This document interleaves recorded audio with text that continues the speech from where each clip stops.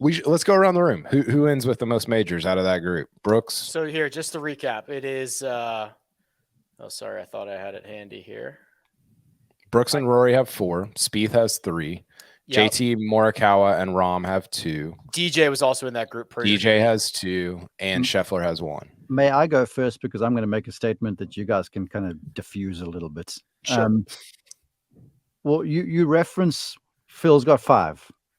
6. Ernie 6. Forgive me. Ernie Els has got 4, right? Yeah. Yeah. Mm-hmm. So you got Mickelson with 6, Ernie with 4. Then you got Rory with 4, Spieth with 4, Brooks with 4. Spieth has 3. Oh, goodness, glad you're helping me. DJ, who's like the ultimate talent, has 2. Mm-hmm. And so when you come to major championship conversations like this, it's a bird. It's the bird in the hand thing. You know, a bird in the hand is worth 2 in the bush kind of thing. And you go with the guys who've already got these things on their resume, because there's only 4 a year, and they come and they go quickly. And you just got to show up there not putting well, or not completely feeling 100%, or just one guy happens to play better than you. It happens fast. So I right now, I'm not prepared to say, look, can he win many more than Rory and co? Yeah, absolutely he can, if he plays like this all the time now. But golf is unpredictable. The very nature of the game is unpredictability, and the guys who get a handle on it are able to adapt to its unpredictability.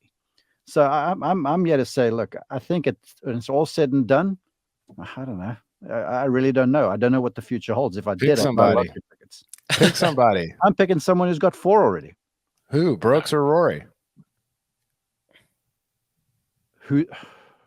I'm going to go physical with Rory. Or the mental. I'm going to go with Rory, because I also don't know that Brooks is going to get to play many more major championships either. That's the other thing is, if you're going to pick somebody who has 4, it has to be Rory, because the outlook for Brooks playing in not good 40 more majors is not particularly great. No, I think next year's Masters is his last. Last one he's in, technically. Which is right. That would suck, right? To not have Brooks at the major. Whatever you think about him, I don't love Brooks Koepka, but I do love having him at majors, because he's one of the few characters in the game. You know, he's like a real character, and somebody that's, I think, super interesting to write about, think about, watch, whatever. I'm with Mark. I think the right answer is either Rory or Brooks, because I think one of them will win at least one more. And if you get to 5, I think that's like maybe Vince Carter. 5 is just a joke. 5 is so many, right? I guess I think that, I mean, Rory almost won his 5th last summer, right? And it's easy to kind of get caught up in the Brooks stuff right now. After he played so well at the Masters, I think the most logical, highest percentage answer is probably Rory. That probably feels dumb and sounds weird after how bad he was at Augusta, but I think that's probably the right answer. He has a head start, and he's got a lot of elite golf in front of him. I think that's the right answer. I give the honorable mention to Morikawa, who has. I'm out on that. Yeah, he looks. He doesn't. Colin Morikawa a couple seasons ago, he just looked lethal. He really did, even despite the putting. He's lost his luster a little bit. What's the case, Rick? What's the case? He's probably the youngest of these guys, right? I'm assuming he's already him and Scheffler. Okay, so him and Scheffler. So they've got age. He is still a very good, if not elite, ball striker, and he's getting better everywhere else. The other thing is, like, we're talking about, so if we're talking about Morikawa, we're talking about 15 years.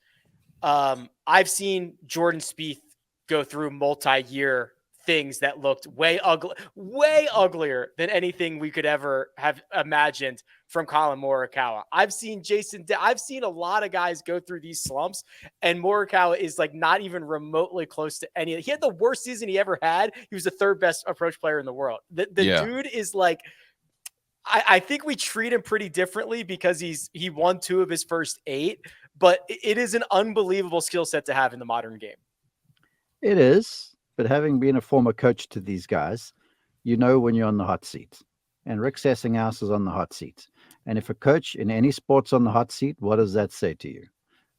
Player, team, whatever is searching for something. And so there's the search going on now. Here's the challenge, because I've spoken to a number of these guys. Once you've made it to the top, then you fall off there hankering to get back there. And it starts to seem like it's the impossible climb. And you're trying everything. Stuff that came so easy doesn't come easy anymore. And then it becomes like a Rory McIlroy at Augusta National. What was inevitable is now people are looking at this going, he's never going to win. So I hear you. Look, he's a gifted golfer. They all are.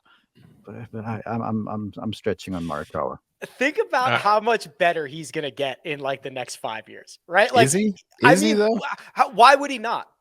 What's the difference? What if his iron play regresses even worse? Hold on. What if he becomes a much better? Like he has areas of his game where he could absolutely get like twice as good.